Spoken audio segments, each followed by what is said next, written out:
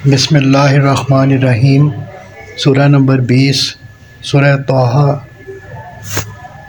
موضوع اور مباحث۔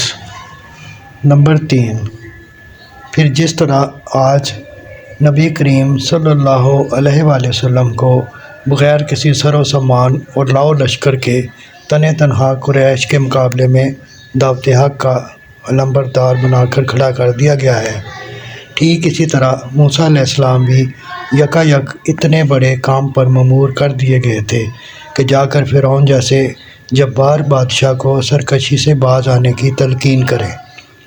کوئی لشکر ان کے ساتھ بھی نہیں بھیجا گیا تھا۔ اللہ تعالیٰ کے معاملے ایسے ہی عجیب ہیں۔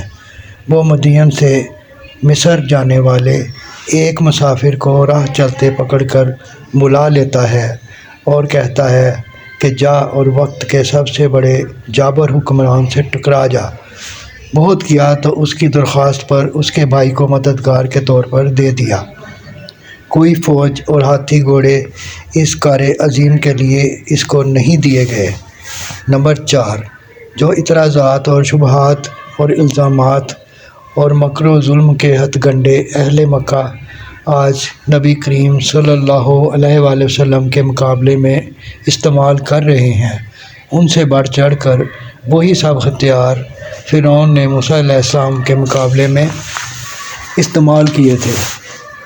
پھر دیکھ لو کہ کس طرح وہ اپنی ساری تدبیروں میں ناکام ہوا اور آخرکار کون غالب آ کر رہا، خدا کا بے سر و سامان نبی یا لاؤ لشکر والا فرعون۔ اس سلسلے میں خود مسلمانوں کو بھی ایک غیر ملفوظ تسلی دی گئی ہے کہ اپنے بے سر و سامان اور کفار قریش کے سر و سامان پر نہ جائیں۔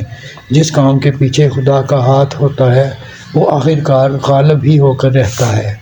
اسی کے ساتھ مسلمانوں کے سامنے ساحران مصر کا نمونہ بھی پیش کیا گیا ہے کہ جب حق ان پر منکشف ہو گیا تو وہ بے دھڑک اس پر ایمان لے آئے، اور پھر فرعون کے انتقام کا خوف انہیں بال برابر بھی ایمان کی راہ سے نہ ہٹا سکا۔ نمبر 5، آخر میں بنی اسرائیل کی تاریخ سے ایک شہادت پیش کرتے ہوئے یہ بھی بتایا گیا ہے کہ دیوتاؤں اور معبودوں کے گھڑے جانے کی ابتدا کس مضحکہ انگیز طریقے سے ہوا کرتی ہے، اور یہ کہ خدا کے نبی اس گھنونے چیز کا نام و نشان تک باقی رہنے کے کبھی روادار نہیں ہوئے ہیں۔ پس آج اس شرک اور بت پرستی کی جو مخالفت نبی کریم صلی اللہ علیہ وآلہ وسلم کر رہے ہیں وہ نبوت کی تاریخ میں کوئی پہلا واقعہ نہیں ہے۔